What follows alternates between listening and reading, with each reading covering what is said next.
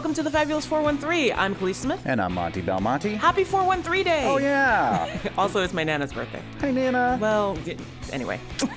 How about this? Yay, Nana! Yay, Nana! Later in the show, some positive local musical news coming out of the Drake and Amherst with a report from NEPM's Ben James. But also some sad local news. Doug Tibbles, the drummer from Greenfield-based Stone Coyotes, has passed away. We'll talk with another Greenfield-based drummer who also happens to be the drum tech for the Rolling Stones and a pretty great sound guy, Donnie McCauley, about his passing. But first...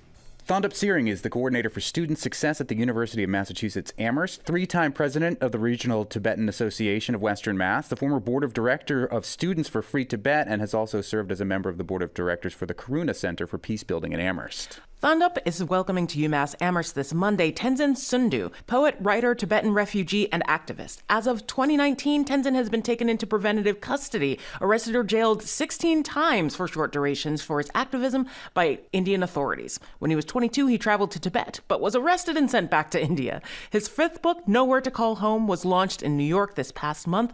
Tenzin and Thondup, thank you for joining us. Tenzin, I was wondering if you'd be willing to... Do you have the book in front of you? Yes. Could you read the first paragraph on page 14 from your new book? Page 14. Okay. Ask me where I'm from and I won't have an answer. I feel I never really belonged anywhere. Never really had a home. I was born in Manali, but my parents live in Karnataka, South India. Finishing my school in two different schools in Himachal Pradesh, North India. My further studies took me to Madras, Ladakh, Mumbai. My sister's in Varanasi, but my brothers are in Dharamshala. My registration certificate, my permit to stay in India, states that I'm a foreigner residing in India and my citizenship is Tibetan. But Tibet as a nation does not feature anywhere in the world political map. I like to speak in Tibetan, but prefer to write in English. I like to sing in Hindi, but my tune and accent are all wrong. Every once in a while, someone walks up and demands to know where I am from. My defined answer, Tibetan, raises more than just eyebrows. I'm bombarded with questions and comments and doubts and sympathy, but none of them can ever empathize with the plain, simple fact that I have nowhere to call home. And in the world at large, all I'll ever be is a political refugee. That is from the collection of essays called Nowhere to Call Home, also some poems from Tenzin Tsundue, who will be at UMass at the Integrative Learning Center on April 17th at 5:30. You mentioned in that paragraph, Tenzin, that your parents live in India, essentially are farmers, seeming to live a simple farming life, and yet you, every time the president of China comes to India, get arrested. Yes. And thrown into the nearest jail. Yeah. I can't believe it. What made you into an activist as opposed to just staying at home and farming in India? Right, my parents escaped from Tibet, and from childhood I learned that my parents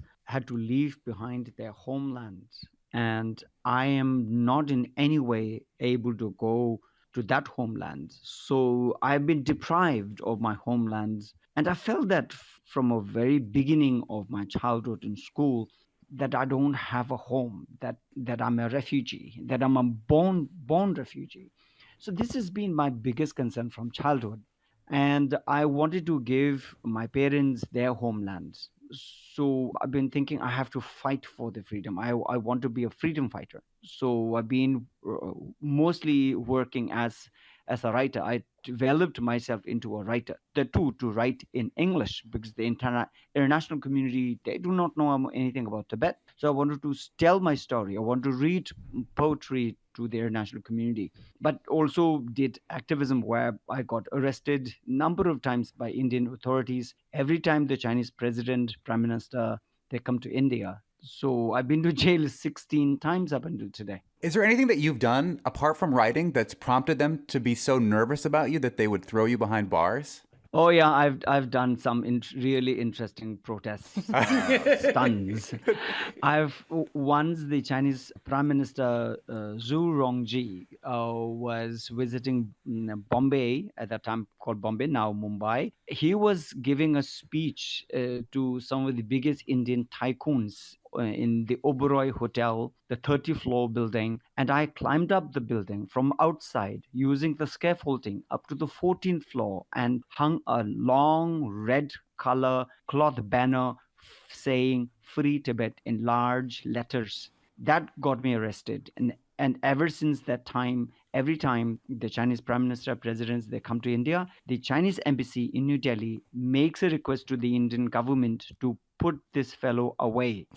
They don't want this guy to disrupt or embarrass their prime minister and president. But these protests are nonviolent. There's nothing violent or... Absolutely. These are just, they look crazy because, I climb up tall buildings, but these are absolutely strategic, nonviolent action stunts. Those are the most dangerous ones, usually. Yeah, things that Indian police cannot even think about climbing up those kind of Like, why is he on this buildings. building? No, come down from there. Get in this jail. You mentioned wanting to do, or at least that some of the motivation for this is to bring Tibet back to your parents. One of the things that is worrying, especially in generations and refugee populations' distance from homeland, is loss of language. Are you worried about the preservation of the Tibetan language? Absolutely. I think this is one of the major concerns for all immigrants. And the United States is perhaps the biggest country of immigrants. What happens with the immigrants is because they are uprooted from their homeland, and they are immediately cut away from their language, which is based on the native land, weather, plants, birds, flowers, songs, dance, food, clothing.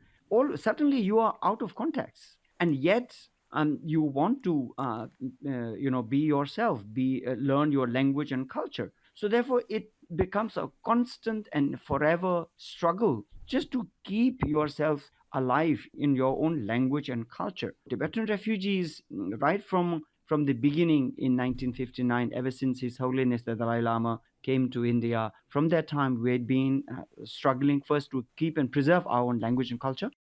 Thondup Tsering, you are a member of the Tibetan Parliament in exile. I assume that that's part of your mission with that organization too. How does that organization work as essentially a refugee organization? And how are you doing it out of Amherst, Massachusetts? Yes. Yeah, there is a sizable, very vibrant Tibetan population in West Massachusetts that started way back in 1991 after the U.S. resettlement project. We are about 140 people. The youngest, I think, is about a year old. One of the main objectives of the Tibetan community in West Massachusetts is really to preserve Tibetan culture and tradition. As you've asked, the preservation of Tibetan language is one of the most important objectives of the community here in exile, in the free world. Some say that the Tibetan culture and language is more alive outside of Tibet than inside occupied Tibet. The United Nations Committee on Economics, Social and Cultural Rights recently did a hearing on the issue of boarding schools in China.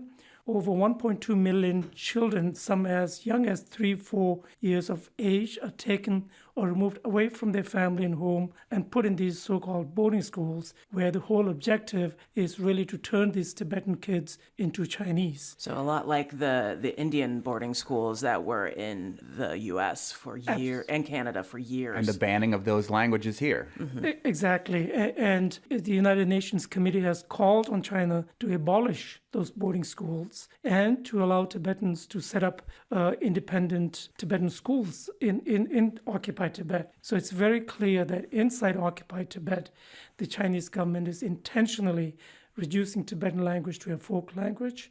And so all the more reason for Tibetans in free world to preserve our culture. If our language dies, our culture also dies with it. This is something that the Tibetan community in Western Massachusetts and the 30 other Tibetan associations throughout the United States are really working hard to preserve. We're speaking with Thondup Tsering, who's the coordinator for student success at the University of Massachusetts Amherst and part of the Amherst Tibetan community, and Tenzin Tsundue, who will be coming to speak at Umass Amherst this Monday. Tenzin, you've written this new book, Nowhere to Call Home. It'll be the Western Mass debut of the Nowhere to Call Home book launch event. in Western Massachusetts, we're represented by U.S. Congressman Jim McGovern, who just recently introduced some bipartisan, bicameral legislation to strengthen the U.S. policy to promote dialogue between the People's Republic of China and the Dalai Lama, which we'll have to address the elephant in the room about the Dalai Lama's recent controversy in a minute. But tell me what you think about this promoting a resolution to the Tibet-China Conflict Act. Right. This bipartisan, bicameral legislation that has been introduced, it is important because this will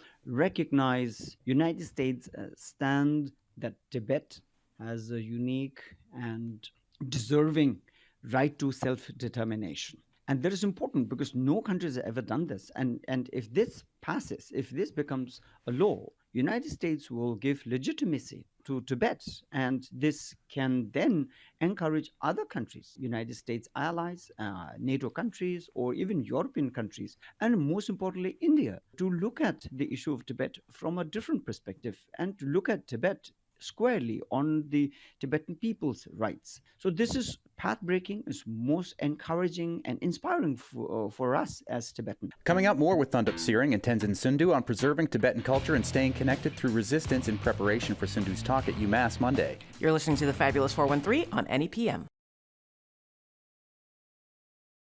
Welcome back to the Fabulous 413. We return to our conversation with activist and poet Tenzin Tsundue, coming to UMass on Monday, and educator Thondup Tsering of UMass, who helped bring him to the area.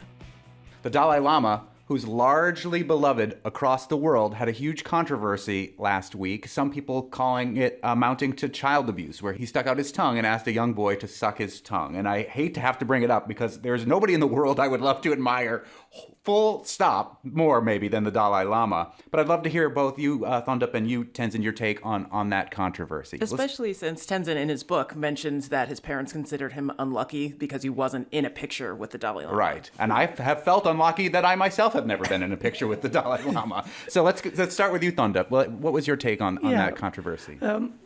I think this is very unfortunate, but I think the larger question is, this happened at an event that was a public event, that was live telecast. It happened on February 28th. Oh. The parents of the child was there.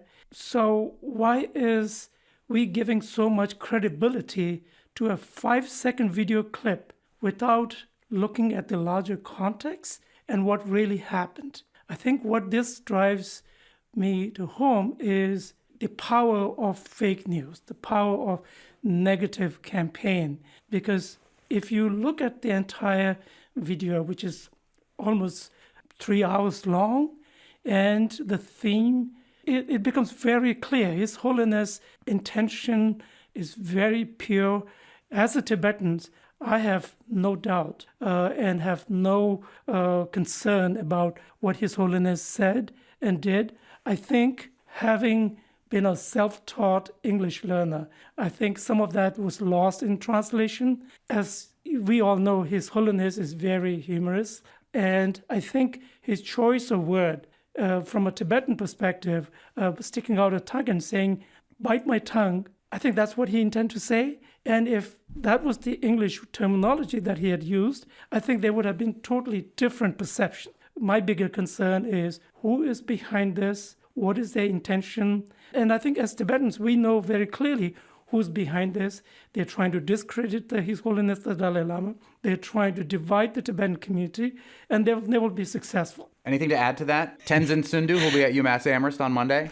I think, when I saw this about 2 months ago, I felt this was such a grandfatherly gesture of affection to this little boy whose mother was also there right in front of His Holiness the Dalai Lama. His mother was the one who was actually bringing 120 Indian children all the way from Delhi to Dharamshala to get blessings from His Holiness. And the boy also says towards the end of the audience that for him it was just a very positive response from His Holiness the Dalai Lama. And the mother says it's such a blessed meeting with His Holiness and getting all the message of love and compassion. Now, concern here is about the way internationally media, social networks are being misused by certain people to cut one small bit of a 5 to 10-second video, take it out of context, sensationalize it, and some of the TV and media companies, they put it forward just to raise their TRPs. He has given entire life, not just for Tibet, but to the entire world, asking everybody to denuclearize, to think of peace, to think of nonviolence, and work and educate it, the entire world. If the world today has one person who everybody would love and follow, it His Holiness the Dalai Lama. This is the time where the world needs to save its own savior.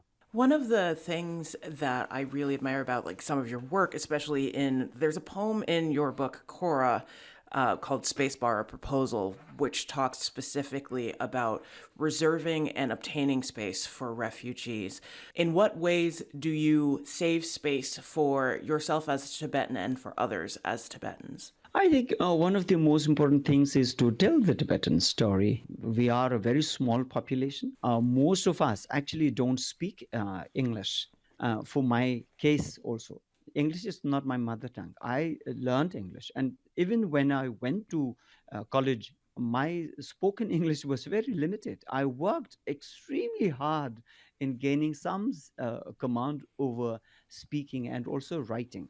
But it's important to tell our story, and because internationally people do not know. The Western world used to look at Tibet as Shangri-La, the non-existent ideal world. And now that Tibet is under Chinese occupation, and much of the Western world, they are dependent on China's supply chain and trade. And most of the countries have actually signed up with whatever China has been saying about Tibet. So this leaves very little space for Tibet. So it is important for us to tell our story. I talk about Tibet, the land, people, culture, language, and the unique perspective and the contribution of practice of love and compassion that we, and especially the leadership led by His Holiness the Dalai Lama, the culture of love and compassion is what we can offer to the world.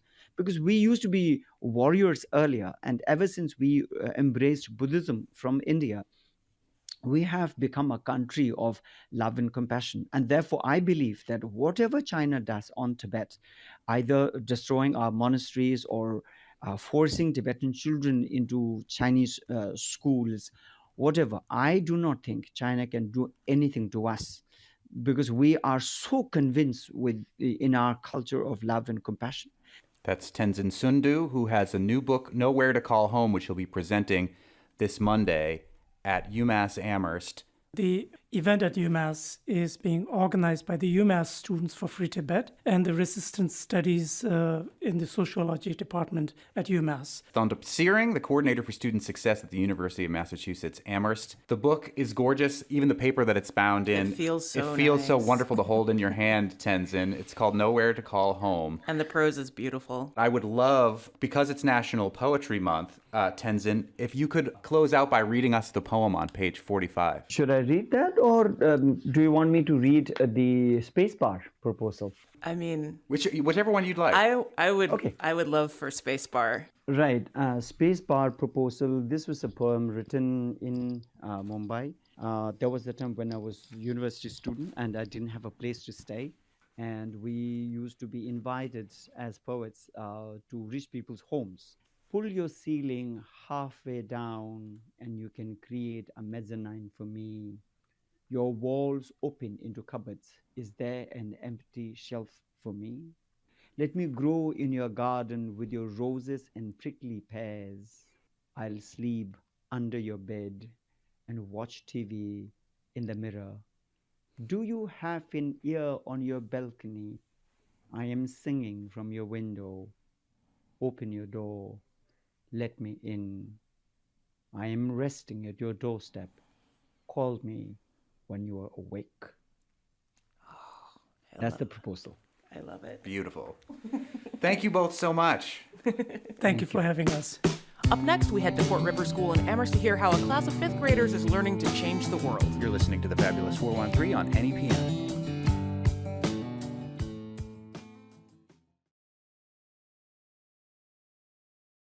Welcome back to the Fabulous 413. I'm Monte Belmonte. I'm Khalees Smith. In Amherst, a small collection of 5th and 6th graders are currently in the middle of a uniquely structured civic engagement class. We went to Fort River School to hear directly from some of the students and their teacher, Tim Austin, about the projects they'll be working on. Tim Austin. Tim, you have an interesting class that you teach here. What is the name of this class? Well, I teach language arts and social studies, but the project that we're working on right now is called the Civic Literacy and Organizing Project. It basically starts with students writing about what they want to see changed in the world, and then from there they build their background knowledge on a variety of issues and eventually come to a consensus around one particular thing that they want to take action on. And that's the point where we're at right now.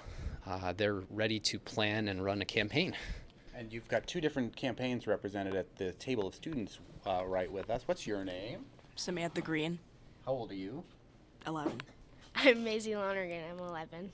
You 2 are working on a campaign together, right? Yes. What's the campaign that you 2 are working on? Treatment of refugees. What informed you about this topic as something that you wanted to try to work towards changing some of the treatment of refugees? I'm not really sure. I was kind of interested. Were you in the class where the person came from Afghanistan? Yes. Uh-huh. Well, both of our classes did it. Uh-huh. Both of our classes were. What do you remember about the person from Afghanistan coming to speak? Do you remember the person's name off the top of you? His name was Fahim. Mm-hmm. Do you remember what Fahim said that made you think this is an interesting topic that maybe we can help as 11-year-olds affect some change? He said that there was a lot of people who needed to leave his the country that they came from. We realized that it's a problem because a lot of people a lot of refugees weren't getting good education or somewhere to stay, and it seemed like a problem to us. He was telling us the experiences that he went through when he was escaping Afghanistan, and I thought it was really interesting and kind of inspiring to see what refugees go through. I'm Elo Schwabe. I'm 11. And you're working on a different campaign. What's the campaign you're working on? Indigenous Peoples Day. So tell me about what you're hoping to see happen with that. I'm hoping to see that we can change the name of Columbus Day to Indigenous Peoples Day. Why? Is that something that is important to you? I think because Indigenous peoples are sort of neglected in the story of the holiday, and we honor Columbus, although he just enslaved these people and took and stole things, and yeah. It feels like a person we shouldn't be really celebrating, and the people we should be celebrating are Indigenous peoples. Tim Austin, you've been doing this class for how many years? The first time we did it, the way that I described it a moment ago, was spring of 2019. We did it every year since then. The pandemic year kind of got messed up, but other than that, we've been going strong ever since. What are some of the other topics that some of the other classes have focused on? We've had students who've chosen to work on protecting forests in Massachusetts, several different campaigns centered around climate change. I think last year we had students working to pass a bill that would have gotten 100% renewable energy in Massachusetts. And the first year we worked on this project, one of the classes decided to work to change the Massachusetts state flag. And that's actually the only group that has won their campaign. They didn't win it until they were in 8th grade, and the flag is still not changed, but it is on its way to being changed. So you're actually wearing a shirt from that campaign with a proposed design that one of the students, I think, here came up with, or no? It was actually a paraprofessional named Aaron who works in our class this year too, and he's an artist, and he made this design just because the class was working on it, and they got really excited about it, and they wanted to put it everywhere. And he actually submitted it to the commission that's working on this. And I don't know what will happen with that, but it would be kind of neat if it came out of that. Right, and rather than an indigenous man with a sword over his head and a threat in Latin, it's 3 indigenous women with the 3 sisters of beans and squash and corn. Yeah, and he wanted to sort of keep parts of the current flag. So there is a Latin phrase that when translated, is seed well, harvest better. So he thought that could be a potentially good motto for a state flag. We're hearing all sorts of stories from around the country about public schools and about indoctrination or about trying to force specific worldviews through the schools to the kids. Are you getting any pushback in our area, in Amherst, about like, why are you talking about refugee issues? Why are you talking about indigenous issues? Why aren't you just teaching the curriculum? This new type of revisionist histories in some people's minds shouldn't be taught in schools. They want the history the way that they learned it. We haven't gotten any of that sort of pushback, although I have heard a lot about it. And the kind of pushback that we have gotten has been more around the issues themselves. So the example that comes to mind is the students who are working on protecting forests in the state ended up getting some letters published in local newspapers, and that sort of caused an uproar amongst, it turned out, someone in the logging industry, and they ended up writing back to the paper and sort of challenging that the students should be doing this at all. And so it wasn't so much about an idea of indoctrination, just more they kind of wanted to shut the students down, which is sort of the history of student activism right there. A lot of the students who have participated in this unit either go on and continue working on what their class was working on. Like there's always a small core group that's like, yeah, we're going to keep it going over the summer. Because the problem of refugees is not solved in one school year. Right. And so there are a number of students up at the middle school this year who are working on plastic pollution and kind of extending that work. And it's funny, they've sort of shifted focus. They're not working on exactly what they did last year, but they've said, okay, here's this other thing we want to target, and those little plastic nip bottles that you see littered along the roadside everywhere. We want to do something about that. And so they're working on something related to that now, even though that wasn't their focus last year. So you're looking at refugees in the U.S. for your project, yes? What would you like to change about the situation of refugees here? Would probably want more refugees to make it easier for them when they come to the United States than how hard it was for a lot of other people before. So we would probably plan on doing some sort of event to raise money for that somehow. I was just going to say, Samantha, I don't know if you feel comfortable talking about your connection to this. Oh, yeah. My mom was a refugee from the Cambodian Civil War, and when she told me about that experience and I saw that treatment of refugees was one of the options, I just kind of wanted to do that one, so I circled it. How do the options get decided upon? Because there might be people, too, that'd be like the forester, for instance, saying, who's choosing these and who's saying there's unanimity around this class wanting to do this? Like my sister's class, when she was in middle school, made Boston cream pie the official state dessert of Massachusetts.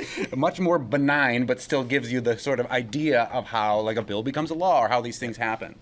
So the options that the students end up considering come from their own writing. So back in February, I think, I asked them to write about what changes they wanted to see in the world. And from there, I sort of take a look with other teachers at okay, what's actually happening around these issues in our local area. So a lot of students wrote about issues around racism, for example. And so that's how we ended up figuring out, okay, there's some activism around Indigenous Peoples Day, and our state senator Joe Comerford actually is sponsoring this bill to make it a state holiday. And then this year, actually for the first time, a lot of students, especially from your class, Maisie and Samantha, wrote about refugees, because I think there's been so much more that students have realized in the last year with the war in Ukraine and some of the other situations that are going on around the world that there's a need for that. So all of those issues come right from the students' writing. So it's kind of reverse indoctrination in a way. I've actually developed an interest in Indigenous issues because of the work that students have brought forward around this a few years back. So, you're all 11 years old. You're all students here at Fort River. There were some sixth graders, right, from Pelham that are now doing a similar topic. They haven't figured out what they're going to work together on. Right. If you had to choose what you wanted to be when you grow up today, what would it be? And know that nobody's going to hold you to this, but that you can dream as big as you want to right now. I wanted to be an author since I was like 5. I would write like little books. I found them when I was moving here, actually. I found like 4, and my family was like laughing for like ever because they were so stupid and like... Khalees is an author. I'm going to posit that if you've already written books, you're already an author. Yeah. So... What about you? I have like no idea, but I play like soccer and lacrosse, and like I would either want to be like an athlete or like I would want to do some sort of like research on animals. Honestly, I don't really know either. Yay! But, Yeah, nobody knows. It's an unfair question that I asked. Probably something like what Maisie said, something to do with animals. There's an old Paula Poundstone joke about that. It's like why adults are always asking kids what they'd like to be when they grow up. It's because they're looking for ideas. Yeah. Do you think... Sad.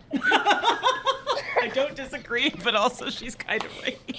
If you had asked me when I was 11, I would never have thought I'd be a radio host or even wanted to be a radio host. But what we talked about when we came and spoke to your classes is a little bit about like how no matter what you're doing with wherever you're at, be you 11 years old and a student here in Amherst or an author or a soccer player or working with animals, you can still affect change in the communities that you live in, or at least try to work hard together. Do you feel like what you're learning in these classes is something that you will continue when the class is over? Do you feel like you might feel inspired to try to work on other civic issues apart from just doing it in school?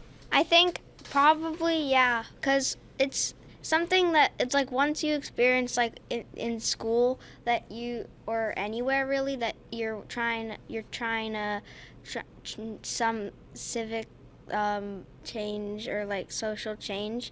It's something that it's like you want to do more of now because eyes have kind of been open to like there's all these things that you really could change something about, because before like this unit in school I wouldn't have thought that like I could actually do anything towards social change.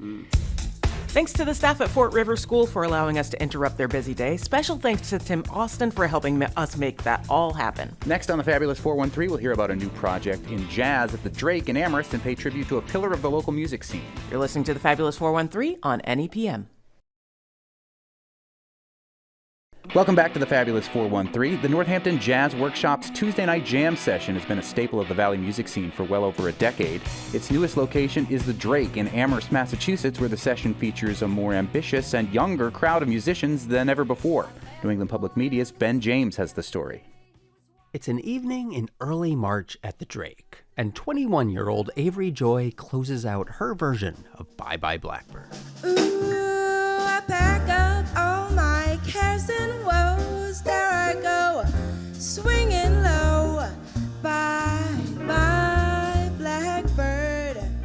Joy has her own band now, but 5 or 6 years ago, back when she was first getting into jazz, she was just looking for a way to perform. I was like, I want to get gigs. I want to play. How do I do that? And my mom was like, I have no idea. A friend of hers told her about a jazz jam session in Northampton. It was so weird being 16. It was all like older people. It was at a bar next to a bowling alley. So it was really interesting, but I loved the music. They were so amazing. They would get people from New York, people from California. The session was hosted by the Northampton Jazz Workshop, led by pianist Paul Arslanian. My mom kind of dragged me over to Paul and was like, my daughter's a singer and she really wants to sing, that kind of thing. Paul invited me up and was really, really welcoming to me and asked me what I wanted to sing. She was working on the jazz standard All of Me. Joy didn't yet know how to improvise, but Arslanian heard something in her voice right away. Her pitch is very centered. She's really nails it, and then people can hear that. So you can tell that she's singing from a place inside her. It goes, all of me, why not take all of me? Can't you see I'm no good without you? It's like a really simple, standard song. I was so excited to sing it. I had so much fun, and I got a lot of applause, and there weren't any other singers, so I was really excited to do that, and ever since then, I just kept going. Anytime my mom would let me, because I couldn't drive. Yeah. What was that like for you to discover that this thing that you loved is like full of old people, yeah. You know? It felt like I was doing something crazy or something really rare, but I have such a supporting, loving family.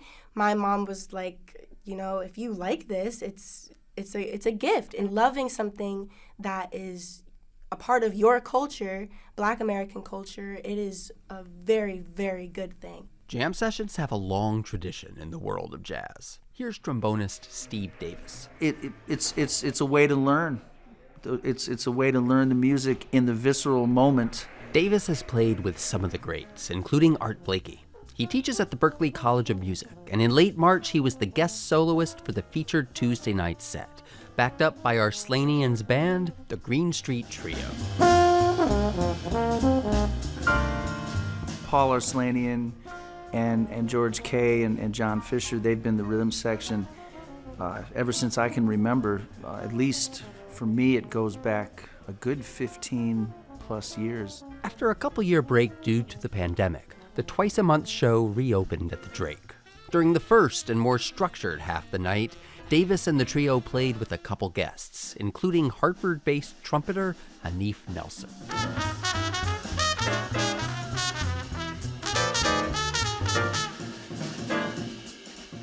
The house was full, and it got more packed throughout the night, as one late arrival after another came through the door with some sort of instrument, a trumpet, a sax, a sheaf of drumsticks carried over their shoulder. All right, we're going to get the jam session started now.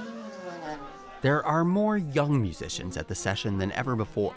Students from UMass, some even driving up from the University of Hartford. Hanif Nelson has taught more than a few of them. We go to school now and we learn jazz, but there's a lot of learning that you can't do in school that has to be done on the bandstand. The jam session is the real thing. It's where you figure out where theory and real world actually meet. And then we have a whole plethora of shiny instruments. Come on up, guys. Arslanian calls musicians by name, makes quick adjustments to the lineup, asks what song they want to play. And frequently, he gets to call a certain vocalist up to the front, just like he's been doing since she was 16. We're going to bring up Avery to sing one. What's it going to be, Arslanian asks, and she says, how about Satin Doll? Saxophonist, come on up to play Satin Doll. Here we come. Okay, here we go. Cigarette holder, which wigs me over his shoulder. He digs me out cutting that satin doll. It feels like pure joy and kind of being comfortable with being uncomfortable, not knowing what's going to happen, but knowing that if it connects, it's going to feel great, and, you know, kind of experimenting and listening. So that the bear, what let up,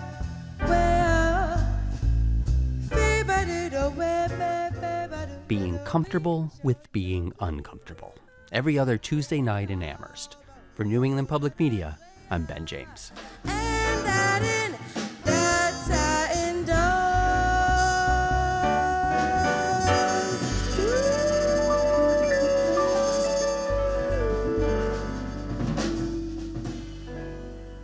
Thanks to Ben James for connecting us with some of the communities keeping jazz alive in the Valley. But at the same time, the local rock scene is reeling from the loss of one of its stalwarts. Doug Tibbles of the band Stone Coyotes has been a fixture of the Western Mass rock scene for decades, so the ripples of his passing have been wide. We sat with fellow drummer, drum tech for the Rolling Stones, and so much more, Don McCauley, about Doug's impact on rock in the Valley. From the positive musical news coming out of the Drake in Amherst with the jazz scene being revived there, some sad musical news that we're in the Valley and beyond are getting over the last couple days. The passing of Doug Tibbles, who was the drummer for Stone Coyotes. Stone Coyotes, iconic local band, but Doug Tibbles' story goes much deeper than that over his history. He was a television writer before he entered the fray of music, writing for shows like The Munsters, Bewitched, My Three Sons, The Andy Griffith Show, with his wife Barbara Keith, who the writer Elmore Leonard modeled the follow-up to Get Shorty, Be Cool around the book, and their son, John Tibbles. They formed the Stone Coyotes, who made their home in Greenfield. Doug was the drummer, and another drummer from Greenfield joins us. He's out on the road with Jeffrey Foucault. Will be at the Drake on Saturday playing, and in his day job is the drum tech for a little band you might have heard of called the Rolling Stones. Donnie McCauley, we're here to reflect on the life and legacy of Doug Tibbles, the drummer for Greenfield-based Stone Coyotes. What are some of your thoughts after we've learned now of his passing? Well, too many. He's just such a wonderful guy, and always encouraging everybody in the Valley. And I think I can speak for all sorts of musicians that came up around the Bay State when we were all playing the Bay State and places like that, is that these guys were untouchable. The Stone Coyotes were untouchable. They were the solid rock and roll band. And a lot of people thought, what the hell is this guy doing? Because he's so unorthodox of the way he plays. It was just, it made everybody realize that they have to be unique in their own approach to music, because he was so unique. What made him unique in the way that he played? He was a jazz guy playing rock and roll. That sounds like somebody else that I have heard of that you used to work for, who has also sadly passed away, Charlie Watts from the Stones. Yeah. A jazz man stuck in a rock and roll band. Very much so. And he looked up to Charlie a lot. He came to a Stone show, and he was lucky to get behind Charlie's kit. Wow. As well as he's lucky to get behind all sorts of other kits. I mean, and hang out with other great players. I mean, he was hanging out with Dennis Wilson when he was living in California, and the stories go on and on. Things that he thought were not a big deal were huge to us coming up. And because he had this huge Hollywood background, as I mentioned, being a television writer for these, like, some of the most iconic television shows of all time. Exactly. And hanging out with these guys in that era, him and Barbara both dead center in the middle of that scene in the 60s and early 70s. And it has to be mentioned, too, that it comes up from his dad. Mm-hmm. His father wrote the Woody Woodpecker theme song. And it was something that would never be let go of by, I think the story of Frank Sinatra hanging out with him and saying at the Oscars, saying, you made me sing this song. They're making me sing this Woody Woodpecker theme song. That's the Woody Woodpecker song. He's a-pecking it all day long. It goes on and on. I mean, the guy, unbelievable artist as well. Beyond a drummer, he just was, and a screenwriter player. He did these collages for all the records, but he had so many collage artwork pieces that he never let anybody see. It's like private book of stuff, and I think we're going to see. We haven't seen the last of him, and we're gonna, his legacy is going to go on, and it lives through the speaker. He's there every day. So. We're speaking with Donnie McCauley, drummer from Greenfield, just around the corner from the late drummer Doug Tibbles of Stone Coyotes, who passed away this week. And our condolences go out to his wife, Barbara Keith, and his son, John Tibbles, who made up the rest of that three-piece family band that doesn't feel like the family bands that he might have been writing about in the golden age of television, like the Partridges or the Bradys. They were definitely a rock band. But also it should be mentioned that Doug Tibbles Jr. was in that band as well later on. Yeah, so it was a four-piece band. I mean, it was a real Partridge Family kind of situation going on there. You mentioned that Doug played in an unorthodox fashion. The thing that stands out to me is how he sat when he played in an unorthodox fashion. Can you talk a little bit about what made Doug so unorthodox in his method of drumming? Most definitely. What made him so unique and so unorthodox was his quirkiness of where he put the fills, basing off the snare drum. He had this rave rock and roll beat going on, and he says it's because he was watching all these great jazz drummers. Elvin Jones and Philly Joe Jones and all these guys. And he would put the snare drum fills in the weirdest places. Mm-hmm. People are like, why? That's not right, what he's doing. It was perfect. It was absolutely perfect. But he had the same vibe of Charlie, where he would get his hand off of the hi-hat and hit the snare. And another guy who didn't know why he did it, but he just did it. And that's what stands out to me is really fascinating, too. So for people who don't play the drums, most of the time in rock and roll music, the hi-hat, which is those two cymbals that are closed together, the drummer has oftentimes playing 1 and 2 and 3 and 4 and on that hi-hat, and then a snare drum on maybe 2 and 4. But Charlie and Doug Tibbles both did the thing where they would lift up and not hit it on the hi-hat and only hit the snare. And it leaves a little bit of a void, but it gives it this other interesting groove. It does, and it adds this breath. It adds this open space that basically less is more. Yeah. So when you open up something, it reacts off of somebody else, and somebody else reacts off of that. And he played off the vocal line. His snare patterns, his bass drum, his fills were all a call and answer to his wife, Barbara Keith. It was all this call and answer, and he had never played drums before he played with her. That should be mentioned. That it's not like she found this drummer. She just found it. She found someone who was this amazing artist, and then he decided, we need a drummer. So Doug tells me that they used to play to a drum machine, and it was like relentless, like playing to a drum machine to a click, so that their timing was all perfect. But yeah, it's just a very, very unique player, and you can only really describe it in that way, but you have to see it and you have to hear it to understand it. Speaking with Donnie McCauley, drummer, playing with Jeffrey Foucault at the Drake on Saturday, currently out in the eastern part of the state with Jeffrey Foucault, also has Valley roots in the music scene here. Donnie's also the drum tech for the Rolling Stones. One of the other things that made Doug interesting is a lot of drummers sit on what they call a throne, or it looks like a stool, but Doug did not do that. Yeah. Doug would just get a random chair oftentimes, even one that was at the venue, and use that as his chair. Do you have any idea why that was his mode of doing it? No idea. I think that's what, they made all their records in the basement of their house in Greenfield, Massachusetts. They made all their records there. And I think the stool was like, that's what I do, and I don't know, do something else, like paint or something. But the common desk chair or box, you just sit on that thing. That's his thing. He wasn't trying to be somebody. He wasn't trying to fit in. Yeah. He was trying to be who he was. And he wasn't ever afraid to share his opinions. I had a lot of spirted discussions with Doug Tibbles about I'll tell you what's up. Yeah, about what music he liked versus what music I liked. But I never did not enjoy having those conversations with Doug. And so many. Our hearts go out to the Tibbles family, the remaining members of the Stone Coyotes, and with the passing of Doug Tibbles, the drummer, this week. Donnie McCauley from Greenfield, playing with Jeffrey Foucault at the Drake in Amherst on Saturday. Always a pleasure to talk to you, and we'll have you come by and talk when things are more positive in the music world, too. I'm looking forward to that. Let me know when that happens. Always great to talk with you as well.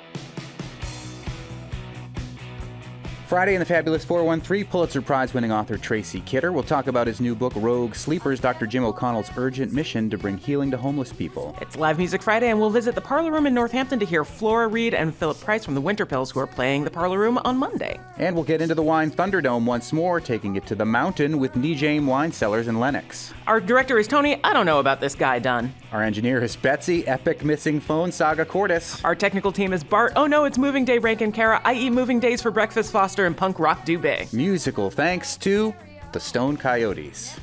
I'm Khalees Smith. And I'm Monte Belmonte. See you tomorrow on the Fabulous 413.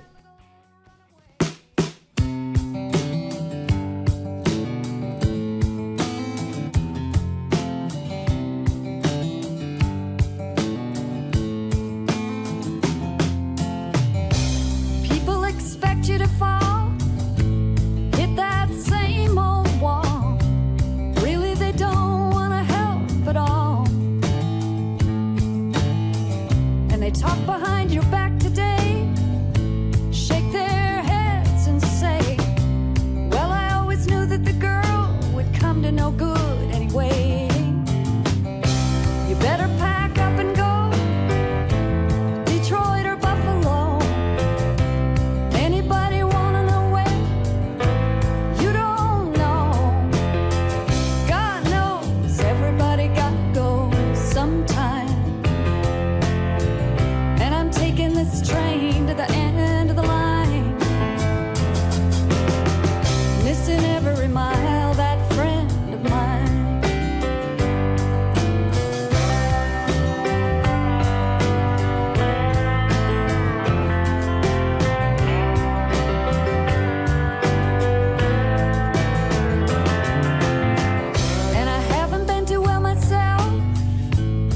of time on the shelf, saying that I don't need help when I do.